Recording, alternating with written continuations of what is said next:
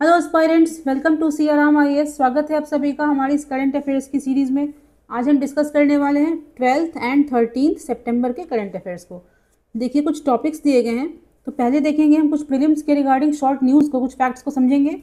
Mains के discussion के लिए क्या रहने वाला है, importance of Indian Ocean region, importance of Mauritius for India, Vedanta philosophy क्या है, एंड मणिपुर के रिगार्डिंग 5 कोर इश्यूज़ को समझेंगे हम। ठीक है, चलिए स्टार्ट करते हैं कुछ फैक्ट से। फर्स्ट कहता है समुद्र प्रदक्षिणा। क्या होता है ये, व्हाट इज प्रदक्षिणा? तो किसी चीज़ के चारों तरफ घूमना, चक्कर काटना। तो है क्या? हिस्टोरिक, ऐतिहासिक tri service all women circumnavigation expedition. क्या है ये? जो हमारी आर्मी है उसके जो 3 सर्विसेज हैं, जल थल वायु, वहाँ की जो महिलाएं हैं वो इसमें पार्टिसिपेट करेंगी। सरकम नेविगेशन मतलब वर्ल्ड का चक्कर लगाएंगी सी रूट के through. First of its kind in world, first time world में ऐसा कुछ हो रहा है। स्टार्ट कहाँ से किया गया? Gateway of India Mumbai. कौन से वेसल में बैठ के जाएंगे ये, कौन सा वो वेसल रहने वाला है? त्रिवेणी। त्रिवेणी क्या है? ISAV, Indian army selling vessel. ये कहाँ बनाया गया है? भारत में। इसमें छोटा सा देखिए फैक्ट है कि वो लोग इस सरकम नेविगेशन में इक्वेटर को 2 बार क्रॉस करेंगी। और देखिए 3 ग्रेट केप्स के नाम आर्टिकल में दिए गए थे, उसको बस जान लेते हैं। केप ऑफ ल्यूविन कहाँ है? ऑस्ट्रेलिया में। केप ऑफ हॉर्न कहाँ है? हॉर्नो आइलैंड्स चिली में। केप ऑफ गुड होप कहाँ है? साउथ अफ्रीका में। ठीक है, ये देखिए Aedes borne viral disease, ABVD, Aedes borne viral disease, वैसे डिजीज़ जो कि वायरल प्रवृत्ति के हैं। किससे इसका कैरियर कौन होता है? Aedes mosquito. ठीक है, तो 3 देखिए नाम दिया गया, dengue, Zika, chikungunya. Dengue, Zika, chikungunya क्या है? वायरल डिजीज़ है। इसको कैरी कौन करता है? तो एडिस मॉस्किटो। आगे देखते हैं। Next is wound healing properties regarding plants. तो पेड़ पौधों में एक प्रॉपर्टी होती है, एक ऐसा कंपाउंड पाया जाता है, उसको हम बोलते हैं acteoside. What is acteoside? Natural compound है जो कि प्लांट्स में मिलता है। उसमें कुछ फार्माकोलॉजिकल मतलब कुछ मेडिकल उसके प्रॉपर्टीज़ होते हैं जो कि किसी बीमारी को ठीक करने में, किसी घाव को भरने में हेल्प करते हैं। तो यहाँ हम बात कर रहे हैं रेड आइवी प्लांट की। रेड आइवी प्लांट ये कहाँ पाया जाता है? ट्रॉपिकल रीजन्स में। ठीक है, और बिलोंग किससे करता है? एकैंथेसी फैमिली। ठीक है, नाम इसका दिया गया है।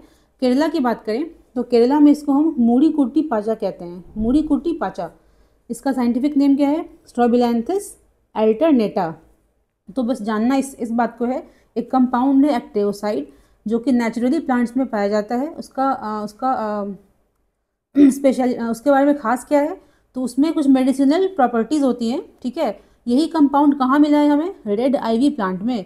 तो कोई दुर्लभ कंपाउंड नहीं है, ये एक नाम दे दिया गया है वैसी चीज़ों को जिसमें कि मेडिकल प्रॉपर्टीज़ होती हैं जो प्लांट्स में नेचुरली पाए जाते हैं। ठीक है, आगे देखिए, एक नाम दिया गया है GLP-1 ड्रग्स। इसको हमने 3 बार 4 बार डिस्कस कर रखा है। आपको क्या करना है? बताना है कमेंट सेक्शन में इसका ऑब्जेक्टिव क्या है, मतलब ये ड्रग्स मेनली किस काम के लिए इसको यूज़ करते हैं, इसका फुल फॉर्म क्या है। देखिए, सितंबर 11 नेशनल फॉरेस्ट मार्टर्स डे। सितंबर 11 किस रूप में मनाया जाता है? National forest martyrs day. आगे देखते हैं, ये कुछ पोर्ट्स हैं न्यूज़ में थे। फ्रीमैंटल पोर्ट कहाँ है? ऑस्ट्रेलिया। कहाँ पे? ऑस्ट्रेलिया में है। एग्जैक्टली कहाँ पर है? जहाँ पे कि ऑस्ट्रेलिया की स्वान नदी जो है वो कहाँ मिलती है? इंडियन ओशन से। तो फ्रीमैंटल पोर्ट किस कंट्री का पार्ट है? ऑस्ट्रेलिया का पार्ट है। एग्जैक्टली कहाँ पर है? उस पॉइंट पे जहाँ पे कि स्वान नदी ऑस्ट्रेलिया की कहाँ गिरती है? इंडियन ओशन में। ठीक है, देखिए लिटिलटन या फिर लाइटल्टन पोर्ट, ये कहाँ है? न्यूजीलैंड। बेसिकली इसका एग्जैक्ट लोकेशन कहाँ पर जाएगा? Banks Peninsula, South Island, New Zealand. Fremantle Australia, Lyttelton New Zealand, Buenos Aires कहाँ है? अर्जेंटीना। केप टाउन कहाँ है? Table Bay, South Africa. Table Bay, South Africa. एक देखिए, एक एक्सरसाइज है ज़ैपैड एक्सरसाइज, किसके बीच में होता है? Russia Belarus. क्या है? जॉइंट मिलिट्री एक्सरसाइज है ये। तो एक देखिए रीजन का नाम दिया गया है ग्रोडनो रीजन। ये बहुत इंपॉर्टेंट है। ग्रोडनो रीजन क्या है? एक जगह है कहाँ पे? बेलारूस में। इसको बॉर्डर करते हैं पोलैंड एंड लिथुआनिया। ये जो एरिया है ये हमेशा न्यूज़ में चलता है, क्यों? क्योंकि रशिया एंड यूक्रेन का जो कन्फ्लिक्ट चल रहा है इसके लिए। तो ग्रोडनो रीजन कहाँ पर है? बेलारूस में। इसको बॉर्डर करता है पोलैंड एंड लिथुआनिया। बेरेंट सी किसका पार्ट है? आर्कटिक ओशन का। बेरेंट सी किसका पार्ट है? आर्कटिक ओशन का। आपको देखिए एक और काम करना है, ताइवान स्ट्रेट। इसको हमने पहले कई बार डिस्कस कर रखा है, सिंपल सा एक टॉपिक है ये। आपको बताना है ये किस दो पार्ट को अलग करता है। ताइवान स्टेट जो है किस दो ऐसे लैंड हो गया उसको अलग करता है। ठीक है, आगे देखते हैं। देखिए एआई मिनिस्टर, एआई मिनिस्टर कहाँ पे किसने अपॉइंट करा है? अल्बानिया के प्रधानमंत्री ने एक एआई मंत्री को अपॉइंट करा है, उसका नाम है डेला। क्या नाम है? डेला। और किस लिए? To tackle corruption. सिंपल सा फैक्ट है, एग्जाम के लिए इंपॉर्टेंट है। 15th VP 15th vice president of India कौन बने हैं? सीपी राधाकृष्णन। देखिए पूरा नाम दिया गया है। छोटा सा देखिए फैक्ट है कि इसको उनको ओथ किसने दिलवाया? प्रेसिडेंट ने। कहाँ पर दिलवाया गया? तो यहाँ पर, ठीक है, राष्ट्रपति भवन में। सुशीला कर्की जी कौन है? फर्स्ट फीमेल पीएम बनी है नेपाल की। ये कौन है? फॉर्मर चीफ जस्टिस है वहाँ के। ठीक है, आगे बढ़ते हैं। देखिए अब हम स्टार्ट करने वाले मेंस के टॉपिक्स को। शॉर्ट फैक्ट्स तो हमारा हो गया। इसमें कहता है क्रिटिक इज एट सी। इस आर्टिकल में क्या देखेंगे हम? दो चीज़ों को। फर्स्ट क्या देखेंगे? जो IOR है जिसको हम इंडियन ओशन, एक सेकेंड, हाँ, जिसको हम इंडियन ओशन रीजन कहते हैं, ये भारत के लिए इम्पॉर्टेंट क्यों है और इसको डेवलप करना ज़रूरी क्यों है ना। इसको डेवलप करने के लिए क्या करना पड़ेगा? जो यहाँ पे जो आइलैंड्स हैं, अंडमान निकोबार है, उसको हमको डेवलप करना पड़ेगा। इसमें डिस्कस वही करा गया है। एक प्रोजेक्ट है great Nicobar island development project, उसको हमने चर्चा करी थी लास्ट लेक्चर्स में कि वो इस पर काफ़ी क्वेश्चंस उठ रहे थे कि ट्राइबल्स को दिक्कत कर सकता है, वहाँ की जो इकोलॉजी है, कोई जीव जंतु हैं, उनको हार्म कर सकता है ये प्रोजेक्ट। बट यहाँ बताया गया ऐसा नहीं है। काफ़ी स्टडीज़ करी गई हैं जिसमें कि नेगेटिव इम्पैक्ट्स काफ़ी कम हैं, लेकिन उन चीज़ों के अलावा जो हमारा IOR क्षेत्र है ये भारत के लिए स्ट्रैटेजिकली इकोनॉमिकली बहुत इंपॉर्टेंट है। इसको समझते हैं। यहाँ देखिए स्टार्ट करेंगे हम, इसको देखते हैं हम लाइन बाय लाइन। फर्स्ट कहता है, नाम दिया गया है ग्रेट निकोबार डेवलपमेंट प्रोजेक्ट। ठीक है, थोड़ा सा एनलार्ज कर लेते हैं। हाँ, ये नाम दिया गया प्रोजेक्ट का। क्या है ये? 81,000 करोड़ रुपीज़ का एक मेगा प्रोजेक्ट है, बड़ा प्रोजेक्ट है। इसका आइडिया किसने लाया था? नीति आयोग ने। इसको इम्प्लीमेंट कौन कर रहा है? एक्चुअली काम कौन करेगा? तो एक second, ANIIDCO, Andaman Nicobar islands integrated development corporation, ANIIDCO। ठीक है, अब देखते हैं हम कुछ फैक्ट्स को। तो कहता है ग्रेट निकोबार जो द्वीप है is the largest among main islands in the Nicobar islands. कहता है जो निकोबार आइलैंड का ग्रुप है उसमें सबसे बड़ा कौन सा है? ग्रेट निकोबार। ठीक है, कैम्पबेल बे, इंदिरा पॉइंट कहाँ पर है? निकोबार का पार्ट है। इंदिरा पॉइंट को हम जानते हैं इनिशियली क्या कहते थे ओरिजिनली हम? Pygmalion point. फिर 1984 में जब इंदिरा गांधी जी विजिट करने जाती हैं तो उसको क्या नाम देते हैं हम?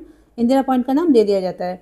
तो ये जो पॉइंट एक्चुअली है ना, वो कहता है, देखिए बहुत इंपॉर्टेंट फैक्ट यहाँ देखिएगा, कहता है just 145 kilometres away from Aceh province of Indonesia. ऐसा क्वेश्चन पूछता है पेपर में। कितना दूर है? Just 145 kilometres, about 80 nautical miles. किससे दूर है?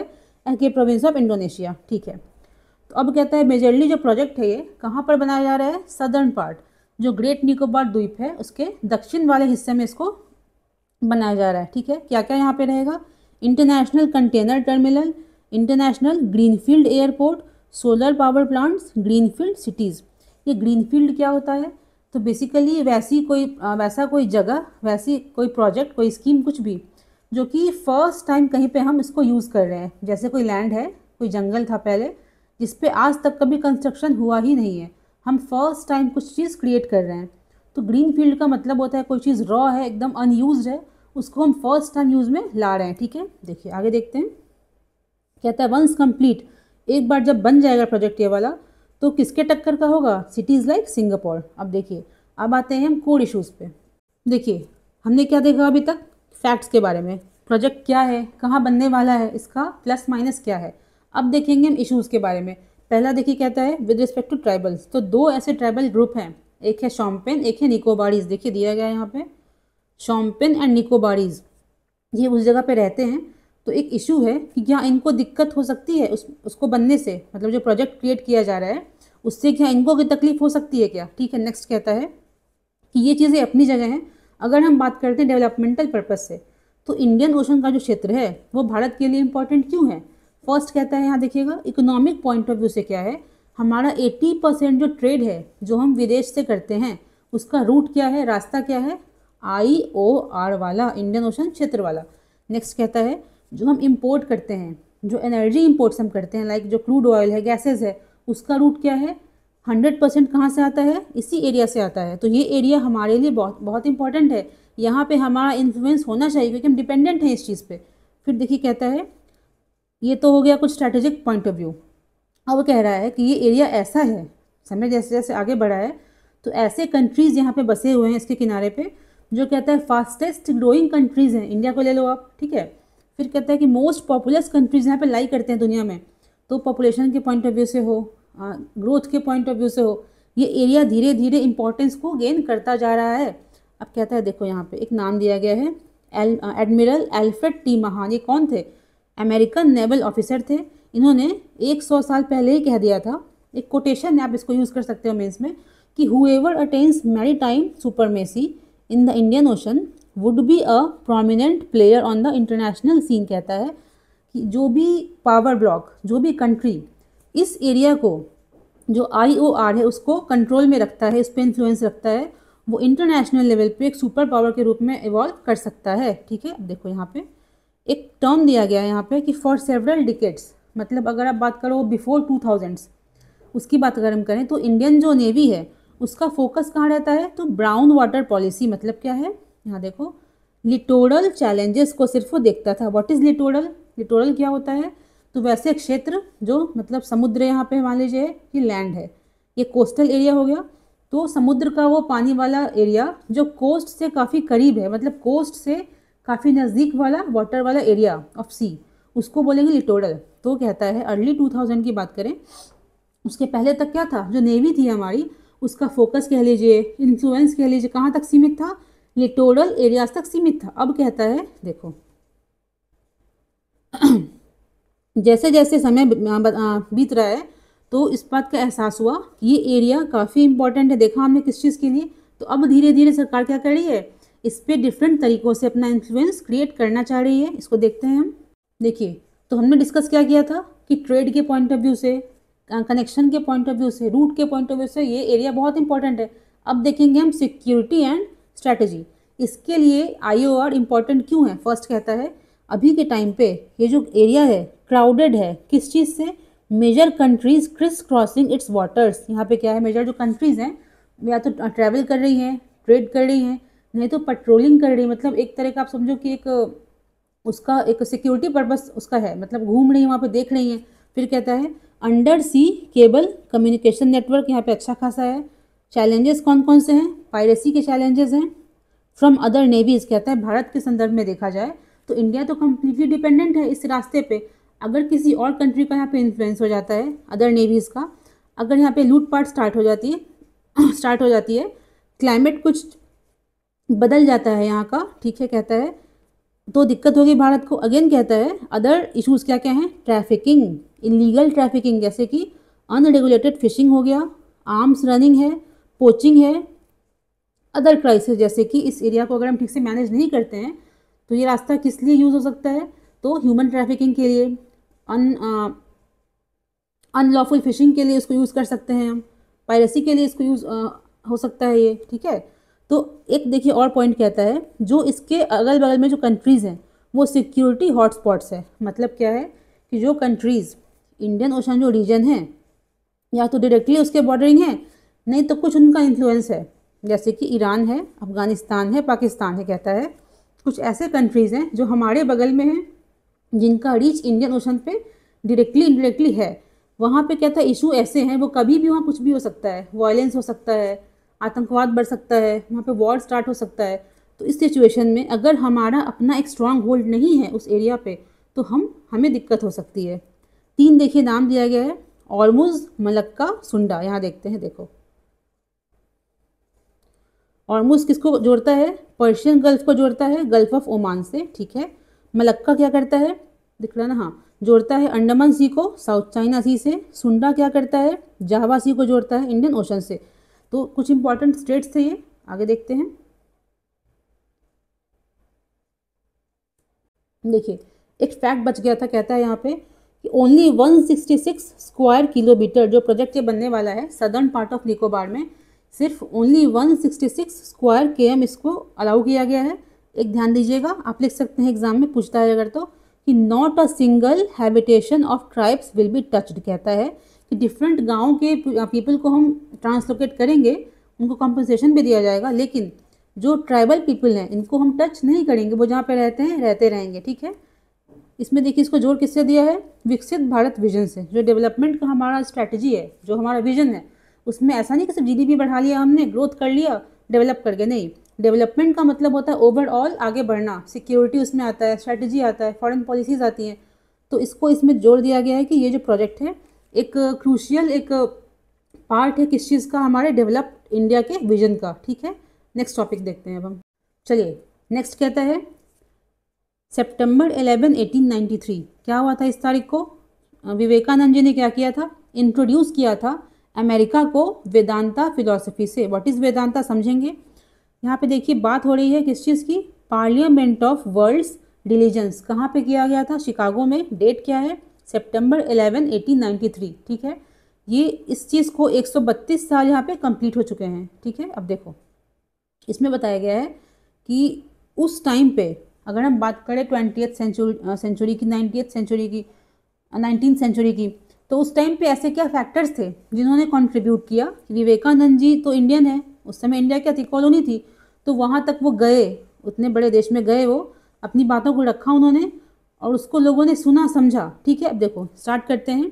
तो at the turn of 20th century, जब 20वीं सदी की स्टार्टिंग हो रही थी, तो वेस्ट की बात करें, वेस्ट रूल द वर्ल्ड, ठीक है।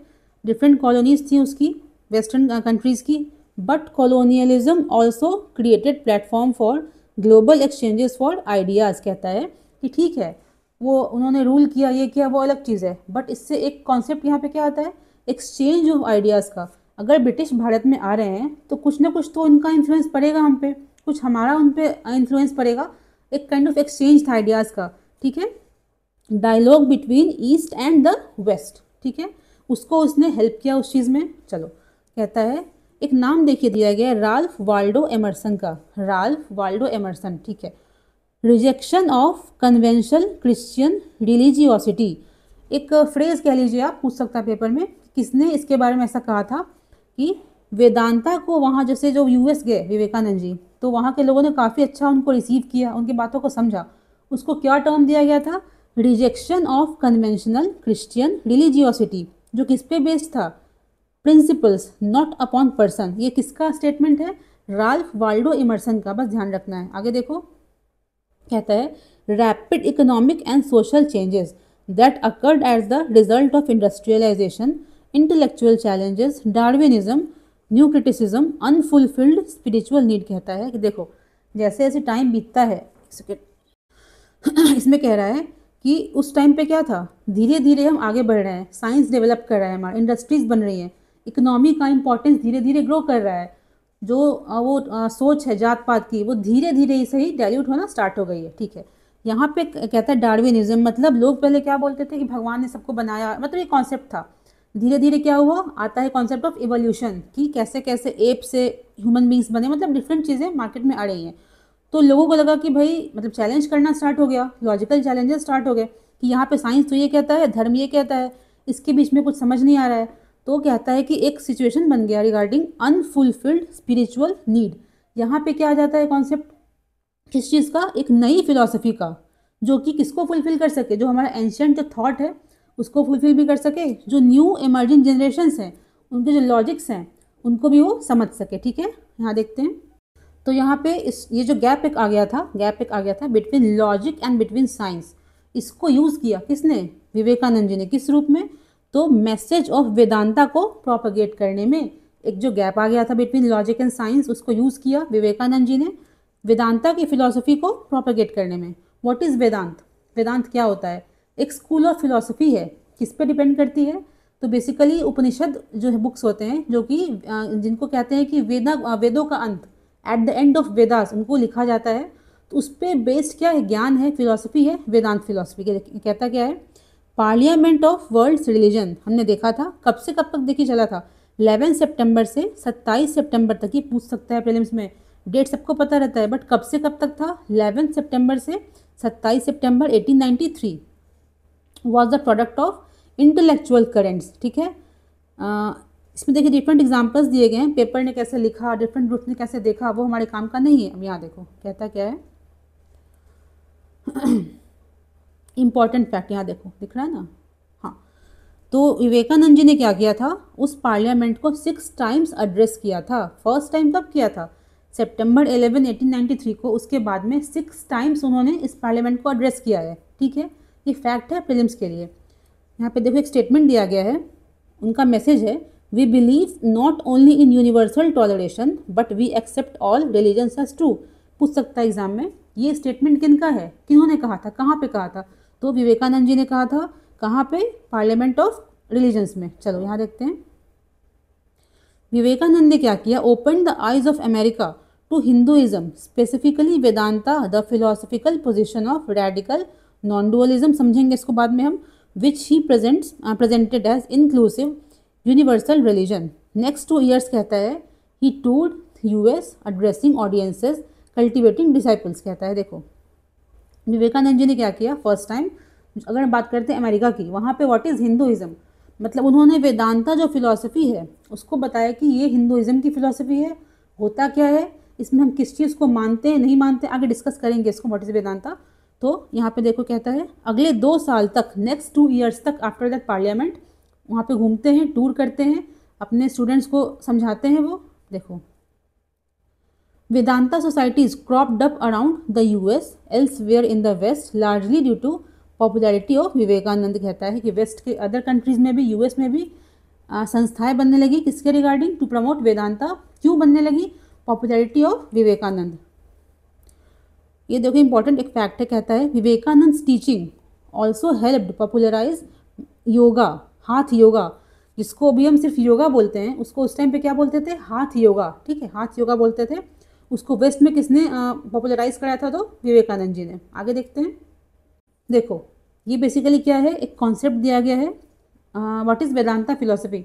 इसको कहाँ से निकाला है हमने, यहाँ देखो एनसीईआरटी से। ठीक है, इसमें बताया क्या गया है कि जो वेदांत फिलोसफी है ना, इसको हम क्या बोलते हैं, उत्तर मीमांसा फिलोसफी। ठीक है, इसके 3 ग्रुप्स होते हैं, अद्वैत, द्वैत एंड विशिष्टाद्वैत। अब देखना दिया हुआ है इसमें, तो तीनों के हेड्स अलग अलग थे, जो तीनों ग्रुप्स हैं इसके, तीनों के फाउंडर्स अलग अलग थे। जो अद्वैत है उसके फाउंडर कौन थे, शंकराचार्य जी हो गए। जो विशिष्टाद्वैत है उसको किसने निकाला था, रामानुज जी ने निकाला था। जो द्वैतवाद है, द्वैतवाद, उसके हेड कौन थे, माधवाचार्य। आप देखना इसमें सब कुछ दे रखा है, इसको डिस्कस कर सकते हो आप कमेंट सेक्शन में भी। कोई दिक्कत आती है पूछो, आपने इसको ऑलरेडी पढ़ रखा है एंशिएंट हिस्ट्री में। आगे देखते हैं, चलिए आगे बढ़ते हैं। नेक्स्ट कहता है, not just partners but family. किसने कहा है, मोदी जी ने। किसके रिगार्डिंग कहा गया है, मॉरिशस के रिगार्डिंग कहा गया है। तो इसमें समझेंगे इस आर्टिकल में हम कि इंडिया के लिए मॉरिशस इंपॉर्टेंट क्यों है, और ये स्टेटमेंट मोदी जी ने क्यों बोला, ऐसा क्यों बोला है। ठीक है, ये पूछ सकता है पेपर में कि एक स्टेटमेंट दे देगा कि India and Mauritius are not just partners but family. इसको जस्टिफाई करो, कैसे करोगे समझते हैं यहाँ पे हम। उससे पहले देखो कुछ पैकेजेस यहाँ पे अनाउंस किए गए हैं, आप इसको खुद से देख लेना, ये डिस्कस करने वाली चीज़ नहीं है। ठीक है, हम यहाँ से स्टार्ट करते हैं। देखो यहाँ पे देखेंगे हम importance of Mauritius for India. India के लिए ये कंट्री इंपॉर्टेंट क्यों है। देखिए अगर हम देखेंगे 4 हेड्स में, स्ट्रैटेजिक, इकोनॉमिक, कल्चरल, डिप्लोमेटिक। ठीक है, स्ट्रैटेजिक क्या होता है, रणनीतिक, हमारी नीति कैसी होनी चाहिए। तो एक टर्म दिया गया है IOR, इंडियन ओशन रीजन। हमने देखा है इससे पहले के आर्टिकल में कि ये जो क्षेत्र है IOR का, इंडिया के लिए कितना क्रिटिकल है, ट्रेड के लिए है, कनेक्शन के लिए है, सिक्योरिटी के लिए है। तो जो मॉरिशस है वो भी किसका पार्ट है, इसी एरिया का पार्ट है। इसके लिए एक अच्छा टर्म इससे ज़रूरी है हमारे लिए। सागर इनिशिएटिव क्या है, इंडिया का देखिए एक पॉलिसी इंडिया की है कि जो क्षेत्र है IOR, यहाँ पे क्या हो, एक रूल बेस्ड चीज़ें चलाई जाए, मतलब एक नियम कानून हो, एक ऐसा स्ट्रक्चर बने सबको जिसको फॉलो कर सकें। जैसे कि छोटी कंट्रीज़ हैं, बड़ी कंट्रीज़ है, कमज़ोर कुछ भी है, उससे मतलब नहीं है, एक रूल सबके लिए हो। फिर है सिक्योरिटी, हमने देखा था कि एक ये ऐसा क्षेत्र है जहाँ पे डिफरेंट कंट्रीज़ की नेवीज़ अपना अपना इन्फ्लुएंस को इंक्रीज़ करना चाहती हैं। यहाँ पे इश्यूज़ कौन कौन से हैं, पायरेसी है, ट्रैफिकिंग है, स्मगलिंग है। तो इन सब के लिए कहता है एक कंट्री का इन्फ्लुएंस यहाँ पे इंक्रीज़ करना ज़रूरी है। तो मॉरिशस हमको उसमें हेल्प कर सकता है। अब देखो इकोनॉमिक देखेंगे हम, तो जानते हैं FDI काफ़ी अच्छा खासा वहाँ से हमारा FDI आता है। नेक्स्ट CECPA एक एग्रीमेंट है, एक ट्रेड एग्रीमेंट है बिटवीन इंडिया एंड मॉरिशस। तो कहता है ये फर्स्ट ट्रेड एग्रीमेंट है between India and African country. किसी मतलब इंडिया का किसी अफ्रीकन कंट्री के साथ में कोई ट्रेड एग्रीमेंट हुआ हो तो फर्स्ट टाइम किसके साथ हुआ था? विद मॉरिशस, ठीक है। कल्चर की बात हम करते हैं तो हेरिटेज, इसको समझेंगे हम। डायस्पोरा, आप देखोगे जो ऑफिशियल साइट है मॉरिशस की, वहाँ पे बताया गया, वहाँ पे बोला जाता है कि मोर देन 70% जो जनसंख्या है वहाँ की, उसका ओरिजिन कहाँ से है? तो भारतीय मूल के लोग हैं वो, ठीक है। फिर कहता है हेरिटेज एंड डायस्पोरा। देखो इसको समझते हैं थोड़ा सा पहले। यहाँ पे हम एक टर्म दिया गया है गिरमिटियाज। आप जानते हो व्हाट इज़ गिरमिटियाज? हमने डिस्कस किया था इसको पहले भी। तो गिरमिटियाज क्या होता है, यहाँ देखो, ये भी हमने लिया है एनसीईआरटी से। कहता है, देखो हल्का सा पढ़ लेते हैं। ड्यूरिंग कॉलोनियल पीरियड, अगर ब्रिटिश एरा की बात करें तो millions of indentured labourers were sent to Mauritius, Caribbean, Fiji, South Africa. कहाँ से? उत्तर प्रदेश एंड बिहार। तो इंडेंचर्ड लेबर्स के रूप में, है ना, जो इसको कहते हैं कि कॉन्ट्रैक्चुअल लेबर्स जो हो गए, उनको कॉन्ट्रैक्चुअल लेबर्स के रूप में मेनली बिहार से, यूपी से लोगों को कहाँ भेजते थे ब्रिटिश? मॉरिशस, फिजी जैसे एरियाज़ पे। तो अभी भी क्या है, वहाँ पे वो लोग बसे हुए हैं, उनके जो वंशज आगे धीरे धीरे बड़े बच्चे हुए हैं उनके। तो आप देखो कि रूट कहाँ है उनका? यूपी बिहार से, ठीक है। तो व्हाट इज़ गिरमिटिया? यहाँ देखो कहता है all such migrations were covered under the time bond contract call Girmit act. एक एक्ट होता था जो कॉन्ट्रैक्ट साइन करते थे, उसको कहते थे गिरमिट एक्ट, ठीक है। उसमें क्या था, एक टाइम दिया गया था, आपको जाना है इतने टाइम के लिए, आपको सैलरी दी जाएगी, लेकिन कंडीशंस बहुत ख़राब थे वहाँ पे, ठीक है। तो जो लोग गिरमिट एक्ट के through as a contractual labour वहाँ पे जाते थे, उनको क्या बोलते थे हम? गिरमिटियाज। तो अब देखो यहाँ पे क्या कहता है, हेरिटेज। इसीलिए मोदी जी ने क्या कहा था कि जो हमारा पार्टनरशिप है मॉरिशस से, वो सिर्फ एक पार्टनरशिप नहीं है, हम एक फैमिली है। कैसे? तो वहाँ के जो लोग हैं उनकी जड़ कहाँ है, रूट कहाँ पे है? इंडिया में है। कैसे देखा हमने, उसका कारण क्या था? गिरमिटियाज। कैसे? गिरमिट एक्ट जो कॉन्ट्रैक्ट था उसके थ्रू डिफरेंट जो लेबरर्स थे उनको भारत से मॉरिशस में लेके जाते थे, मेनली कहाँ से? बिहार एंड यूपी से, ठीक है। अब देखो कहता है ट्रस्टेड एलाई, एक सपोर्ट करता है हमको ये डिफरेंट प्लेटफॉर्म्स के ऊपर, ठीक है। यहाँ देखो ये मैप देखिए, छोटा सा दिया गया है। मॉरिशस यहाँ है, इंडिया यहाँ है। देखो कितना बड़ा एरिया है, इंडियन ओशन रीजन का क्षेत्र देखो कितना बड़ा है यहाँ पे, ठीक है। एक देखिए छोटा सा एक कॉन्सेप्ट और है, एगालेगा आइलैंड्स। ये किसका पार्ट है? ये पार्ट है मॉरिशस का, मतलब उसके अधिकार में आता है। तो यहाँ पे इंडिया का एक मिलिट्री बेस बनाया जा रहा है, ठीक है। तो कहता है क्यों इंपॉर्टेंट है ये आइलैंड्स, हमारे लिए इंपॉर्टेंट क्यों है? Close to routes carrying oil trade from Africa and Middle East. कहता है ये जो आइलैंड समूह है एगलेगा आइलैंड्स, वो कहाँ पर पड़ता है? ऐसे रास्ते में पड़ता है जो कि इम्पॉर्टेंट है मिडिल ईस्ट से, अगर हम तेल मंगवा रहे हैं या फिर कोई ट्रेड कर रहे हैं अफ्रीका से, उसके लिए। Strategic foot hold in western Indian ocean, इसमें लिख सकते हैं हम बिना किसी डाउट का, मॉरिशस एग्जैक्टली कहाँ लाई करता है? Western part of Indian ocean में। तो उस एरिया में हमको अपना अगर इन्फ्लुएंस बनाना है तो इससे अच्छा हमारा पार्टनर कोई नहीं हो सकता है, ठीक है। अब देखो counters China's approach of string of pearls. तो हमने देखो लास्ट टाइम कई बार देखा है कि चाइना बेसिकली जो अफ्रीकन कंट्रीज़ है ना, अगर मॉरिशस की बात नहीं करें, अदर जो अफ्रीकन कंट्रीज़ हैं वहाँ पे काफ़ी बड़े बड़े इसके बेसेस हैं, इंडस्ट्रीज़ हैं। तो चाइना क्या चाहता है? ऐसे स्ट्रिंग ऑफ पर्ल्स, ठीक है, डिफरेंट जो मतलब आइलैंड्स यहाँ पे बसे हुए हैं उस पर अपना बेस बनाना, उनको इन्फ्लुएंस करना। तो इंडिया का भी क्या मोटिव होना चाहिए यहाँ पे कि वो भी अपना कुछ करे, जिससे कि उसका भी एक कह सकते हैं कि एक स्ट्रैटेजिक इंपॉर्टेंस बना रहे वहाँ पे, ठीक है। तो चाइना के स्ट्रिंग ऑफ पर्ल्स पॉलिसी को काउंटर करने के लिए मॉरिशस हमारे लिए हेल्पफुल हो सकता है, स्पेशली एगालेगा आइलैंड्स, क्योंकि यहाँ पे क्या बन रहा है? इंडिया का मिलिट्री बेस, ठीक है। क्या देखा हमने, इंडिया के लिए मॉरिशस इंपॉर्टेंट क्यों है? एफडीआई के लिए, कल्चरल एक्सचेंजेस के लिए, एक ट्रस्टेड एलाई है हमारा, ट्रेड के लिए हो गया। सबसे इंपॉर्टेंट देखा हमने कि फैमिली, इसको क्यों बोलते हैं हम? इसकी जड़ कहाँ से है? तो यूपी बिहार के जो लोग हैं वो ब्रिटिश पीरियड में क्या करते थे? उनको लेबरर्स के रूप में, कॉन्ट्रैक्चुअल लेबरर्स के रूप में उनको वहाँ पे बेचते थे ब्रिटिश। तो अभी भी उनके वंशज वहाँ पे हैं, ठीक है। इसी रूप से मोदी जी ने कहा था we are not just partners, we are families. आगे देखते हैं, देखिए इसको समझेंगे थोड़ा सा हम। कहता है मोदी जी ने विजिट किया था मणिपुर को, ठीक है। तो 5 ऐसे इश्यूज बताए गए यहाँ पे, 5 कोर इश्यूज हैं जो कि कारण हैं कन्फ्लिक्ट के। पहले देखेंगे हम पेपर में घुसने से पहले कि कन्फ्लिक्ट का एक्चुअल कोर क्या है, आखिर क्यों लड़ रहे हैं ये लोग, क्या हो रहा है वहाँ पे, ठीक है। देखो तो एक देखिए नाम लिया गया मीटीज़, ये सब वहाँ की मतलब एथनिक जातियाँ हैं, एथनिक कम्युनिटीज़ हैं, ठीक है। ये मेजॉरिटी में आती है। 53% लगभग, मतलब मोर देन 50%। आप देखोगे पेपर में कैसे मोर देन 50% क्या है, ये वाली कम्युनिटी है। ठीक है, कहाँ रहते हैं बेसिकली, वैली एरिया में, जो घाटी का क्षेत्र होता है, लाइक इम्फाल वैली है, वहाँ पे रहते हैं ये लोग। ये बेसिकली क्या है, मोस्टली हिंदूज़ हैं। क्या है, मोस्टली हिंदूज़ हैं, अदर भी धर्म के लोग होंगे लेकिन मोस्टली हिंदूज़ हैं, मेजॉरिटी में आते हैं। रहते कहाँ पर हैं, घाटी क्षेत्र में। अब बात करते हैं कुकीज़ो, जो मेन जो क्लैश चल रहा है जिनके बीच में, सेकंड कहते हैं कुकीज़ो। ये क्या है, माइनॉरिटी है, 15 से 20% में आते हैं। ये रहते कहाँ पे, जो हिल एरियाज़ है, ऊपर का क्षेत्र जो है, हिल डिस्ट्रिक्ट्स, वहाँ पे रहते हैं।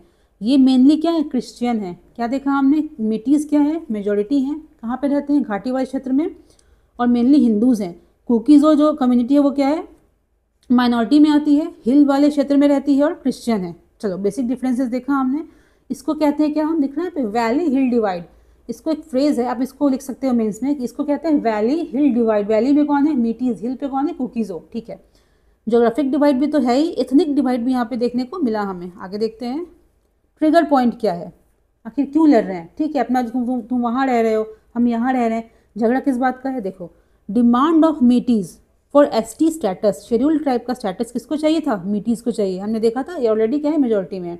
इससे क्या हुआ, जो कुकीज़ो कम्युनिटी है उसको ऐसा लगा जो हमारा राइट्स है, जो हमारा प्रोटेक्शन मिलता है हमें, वो हो सकता है कम हो जाए। ठीक है, एक मतलब डर की, एक डर नहीं, आप उसको बोलो एक काइंड ऑफ इनसिक्योरिटी उनके मन में आई कि ये अगर इनको एसटी का दर्जा दे दिया जाता है तो क्या हो जाएगा, इनके अधिकार बढ़ जाएंगे। कैसे, देखिए बढ़ते हैं। यहाँ पे कहता है कोर कंसर्न, देखो क्या है, cookies and Nagas in spite of being minority both have ST status. ठीक है, जो कुकी ट्राइब्स हैं, कुकीज़ो, वो क्या हैं, वो माइनॉरिटी भी हैं, एसटी भी हैं, शेड्यूल्ड ट्राइब्स भी हैं। इसका मतलब क्या है, देखो, both enjoy land rights and Kota's. अगर नागाज की बात करें, कुकीज़ की बात करें, उनके पास क्या है, एसटी स्टेटस है। इससे क्या होता है, उनको कोटाज मिलते हैं, लैंड अधिकार उनको अलग से दिए जाते हैं। समझते हैं थोड़ा सा इसको। देखो आगे हम कहता है, वैली इज़ क्राउडेड। वैली में कौन रहता है, मीटीज़, मीटीज़ रहते हैं, वहाँ पे काफ़ी लोग हैं। अब उनको लगता है कि हमको अपर हिस्से में जाना चाहिए। ठीक है, क्योंकि काफ़ी भीड़ हो गई, यहाँ पे दिक्कत होती है, कई बार बाढ़ आ गई, कभी कुछ हो गया। तो उसके लिए कहता है, जो हिल एरियाज़ पे कौन रहते हैं, कुकीज़, वो ट्राइबल हैं, एसटीज़ हैं, उनको वहाँ पे अधिकार दिया गया है सोलली, कि तुम वहाँ पे रहो, जो वहाँ का लैंड वो तुम्हारा है। ठीक है, तो करेंटली प्रोटेक्टेड फॉर ट्राइबल्स कहता है, valley is crowded and Meiteis want access to the hill lands, जो कि किसके लिए सुरक्षित है, ट्राइबल्स के लिए। समझ में आ रही बात, मीटीज़ को ट्राइबल स्टेटस क्यों चाहिए एसटी का, ताकि वो अपर एरियाज़ में जाकर के रह सकें, कनेक्टिविटी को इंक्रीज़ कर सकें। बट वहाँ पे ऑलरेडी कौन रह रहा है, कुकीज़ एंड नागाज, जो कि एसटीज़ भी हैं, उनका प्रिविलेज, उनका राइट है। ठीक है, अदर इशूज़ देखो क्या क्या है, illegal migration from bordering countries like Myanmar, involvement in drug trade, कुछ ऐसे इशूज़ हैं जिससे कि जो हमारी इंडियन गवर्नमेंट है वो थोड़ा स्केप्टिकल रहती है, मतलब अच्छे से कह सकते हो खुले हाथों से वहाँ पे कुछ चीज़ इन्वेस्ट नहीं कर पाती है। ठीक है, आगे देखते हैं। देखिए, एक एडिशनल इसका अप्रोच कहता है, impact on India's act east policy. जो मणिपुर में दिक्कत चल रही है उससे किस हद तक इंडिया के एक्ट ईस्ट पॉलिसी पे इम्पैक्ट पड़ सकता है या पड़ रहा है। What is act east policy, तो एक अप्रोच है भारत का, एक विजन है। वो कहता है कि जो ईस्ट एशियन कंट्रीज़ हैं, जो साउथ ईस्ट एशियन कंट्रीज़ हैं, उनसे क्या करना है, हमको अच्छा टर्म्स बनाना है। वो कैसे होगा, तो बिना जो हमारे नॉर्थ ईस्टर्न स्टेट्स हैं उनको लूप में लिए, बिना उनको अच्छे से कनेक्ट किए हुए हम इस पॉलिसी को अंजाम नहीं दे सकते हैं। तो पहला कहता है कनेक्टिविटी इश्यूज़, दूसरा है बॉर्डर ट्रेड डिसरप्शन, थर्ड है ट्रस्ट डेफिसिट, फोर है weakening India's strategic leverage, China factor देखेंगे, सिक्योरिटी कंसर्न। समझते हैं इसको हम। तो एग्जाम में डाल सकते हैं चीज़ हम कि projects like India Myanmar Thailand project है, कलादान प्रोजेक्ट है, ये सभी स्टॉल्ड है, रुके हुए हैं। क्यों, क्योंकि मणिपुर में दिक्कत चल रही है। बॉर्डर ट्रेड डिसरप्शन क्यों है, ट्रस्ट डेफिसिट क्यों है, इसका देखिए एक ही कारण क्या है कि जो ऐसे कुछ ट्राइब्स हैं जो कि मणिपुर में भी रहते हैं, सेम ट्राइब्स म्यांमार में भी रह रहे हैं। तो लैंड बॉर्डर ठीक है, इंडिया अलग है, वो अलग है, बट जो बॉर्डर है वो उनके कल्चर को तो डिवाइड नहीं कर रहा है ना। तो अगर यहाँ कुछ दिक्कत आ रही है, इंडिया में कुछ ट्राइबल्स के दिक्कत हो रहे हैं, तो यहाँ पे क्या लगेगा, म्यांमार में जो इंडियन गवर्नमेंट है वो इस इशू को सीरियसली नहीं ले रही है, अच्छे से मतलब इसको देख नहीं रही है। एक ट्रस्ट डेफिसिट यहाँ पे आ जाता है, जिससे कि अल्टीमेटली क्या होगा, जो हमारा ट्रेड है वो डिक्रीज़ कर सकता है। फिर देखो वीकेनिंग इंडियाज़ लेवरेज, अगर चाइना की बात करें वो काफ़ी अच्छा खासा इन्वेस्टमेंट कर रखा है म्यांमार में, वो सपोर्ट करता है उसको। ठीक है, तो इंडिया अगर इस तरह से करेगा, अगर ट्राइबल इश्यूज़ को नहीं सॉल्व कर पाता है, तो झुकाव किसके तरफ बढ़ेगा? म्यांमार का चाइना के तरफ, ठीक है। सिक्योरिटी कंसर्न में क्या हो जाएगा? हम जानते हैं हमारा बॉर्डर पोरस है, अगर यहाँ पे कुछ दिक्कत हो रही है तो दूसरे कंट्री से भी जो इंसर्जेंट ग्रुप्स हैं, जो आतंकवाद को प्रेफर करते हैं, वो हमारे पास आ सकते हैं, ठीक है।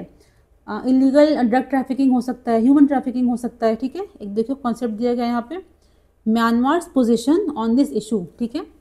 नेक्स्ट कहता है म्यांमार्स पोजीशन ऑन दिस इशू। ये जो इशू है कन्फ्लिक्ट का मणिपुर में, तो what is the point of Myanmar government? तो उस सरकार ने कुछ कहा नहीं है, मतलब ऑफिशियली कुछ बोला नहीं है। एक कहता है फैक्ट यहाँ पे देखो, चिन स्टेट है, कहाँ का? म्यांमार का। वहाँ पे शेयर स्ट्रॉन्ग टाइज विद कुकीज़ो। जो कुकीज़ो ट्राइब क्या है? माइनॉरिटी देखा था हमने, उससे स्ट्रॉन्ग किसका टाइज है? एक चिन स्टेट में कुछ ट्राइब्स रहते हैं उनका, मतलब शादी विवाह हो गया, फैमिलियर रिलेशंस हो गया, बना रहता है, ठीक है। तो इन्फ्लक्स ऑफ इंसर्जेंट्स हो सकता है, increase in cross border tension हो सकता है, हेवी चाइनीज़ इन्फ्लुएंस हो सकता है, ठीक है। देखा हमने हर चीज़ को। तो देखो, तो पेपर में अल्टीमेटली क्या बोला गया था? 5 कौन से इश्यूज थे? पहला था, फर्स्ट था हमारा कि फ्री मूवमेंट। जो कुछ लोग कहाँ है? वैली में रहते हैं, कुछ हिल पे रहते हैं, कुछ सुविधाएं कहाँ रहती हैं? हिल्स पे, जैसे कि एयरपोर्ट है, हाईवेज वगैरह हैं। तो जो लोग वैली में रहते हैं वो कनेक्टिविटी वो लूज़ कर चुके हैं, मतलब वहाँ पे हिल पे जा नहीं पा रहे हैं, वो वहीं पे वैली में सिमट के रह गए हैं। तो फ्री मूवमेंट इज़ ज़रूरी। सेकंड कहता है कि जो कन्फ्लिक्ट हुआ है, कुछ लोग उससे मतलब विस्थापित हो गए हैं, उनको दिक्कत आई है, आप उनको देखो, कॉम्पनसेट करो चीज़ों को। थर्ड कहता है कि थर्ड कहता है जो 2-3 ग्रुप्स हैं, नागाज़ हैं, कुकीज़ हैं, मीतीज़ हैं, आप उनको बिठाओ साथ में, जो दिक्कत उनकी है सुनो, उसको इम्पोर्टेंस दो, एंड ट्राई करना क्या है हमें? Dialogue. Conflict is not the देखिए, इसको हम अब ख़त्म करते हैं इस टॉपिक को। तो हमने क्या देखा इसमें? 2 ग्रुप्स हैं, मीटीज़ एंड कुकीज़ो। मीटी क्या है? मेजॉरिटी है, बेसिकली हिंदूज़ हैं। उनकी डिमांड क्या है? हमको एसटी का दर्जा मिले, शेड्यूल ट्राइब का हमको स्टेटस दिया जाए, ठीक है। वो कहाँ रहते हैं? घाटी वाले क्षेत्र में रहते हैं, वैली में रहते हैं। जो अपर एरियाज़ हिल वाले क्षेत्र हैं, वहाँ पे सुविधाएं हैं, अस्पताल हैं, एयरपोर्ट्स हैं, हाईवेज़ हैं, वहाँ पे कौन रहते हैं? कुकीज़ोस। तो मीटीज़ की डिमांड है, हमको तुम एसटी का दर्जा दो। क्यों? क्योंकि जो हिल लैंड्स किसके लिए प्रोटेक्टेड हैं? ट्राइब्स के लिए। तो ट्राइब का दर्जा अगर मिल जाता है इनको, तो वहाँ पे वो रह सकते हैं, ठीक है। तो मेन मुद्दा यही है यहाँ पे, जिससे कि फ्री मूवमेंट रुका हुआ है, कन्फ्लिक्ट चल रहा है। कुछ देखो यहाँ पे इश्यूज़ ये भी हमने देखा कि बॉर्डर के क्या इश्यूज़ हैं, जैसे कि वहाँ से इलीगली कुछ लोग आ रहे हैं माइग्रेट करके, उसको रोकने की ज़रूरत है। हमें म्यांमार को एक कहता है कि ट्रस्ट में लेने की ज़रूरत है। क्यों? क्योंकि चाइना काफ़ी ज़्यादा इन्वेस्टमेंट वहाँ पे कर रहा है, उसको अपने भरोसे में ले रहा है। तो हम इस चीज़ को रिस्क नहीं कर सकते हैं कि जो हमारा बॉर्डर है विद रिस्पेक्ट टू म्यांमार वो सुरक्षित ना रहे। क्यों? एक तो जो ट्राइबल हमारे लोग हैं वो यहाँ भी रहते हैं, सेम ट्राइब उधर भी रहते हैं, उनके बीच में क्या होता है? फैमिलियर रिलेशंस भी होते हैं, ठीक है। सेकंड क्या है कि एक बहुत बड़ा देखिए मुद्दा है ड्रग ट्रैफिकिंग का, इलीगल ड्रग ट्रैफिकिंग का, उसको रोकने की ज़रूरत है। अगेन क्या देखा था हमने कि जो इंडिया की एक्ट ईस्ट पॉलिसी है, उसमें कुछ ऐसे प्रोजेक्ट्स हैं जो कि रुके हुए हैं इस कन्फ्लिक्ट के चक्कर में। तो हमें क्या करना चाहिए? या तो तुम कोई दूसरा रास्ता निकालो इसका, किसी अदर स्टेट से, किसी अदर माध्यम से, नहीं तो इस कन्फ्लिक्ट को as quick as possible resolve करो। क्यों? क्योंकि नॉर्थ ईस्टर्न जो स्टेट्स हैं वो क्या है? गेटवे है। गेटवे किधर के लिए? ईस्ट एशियन कंट्रीज़ के लिए, ठीक है। हमने देखा इन चीज़ों को। हम इसको यहीं पे ख़त्म करते हैं। इसका जो PDF है आपको कल मिल जाएगा, ठीक है। आज बस डिस्कशन देखो, आप कल PDF मिल जाएगी, ठीक है। थैंक यू आज के लिए।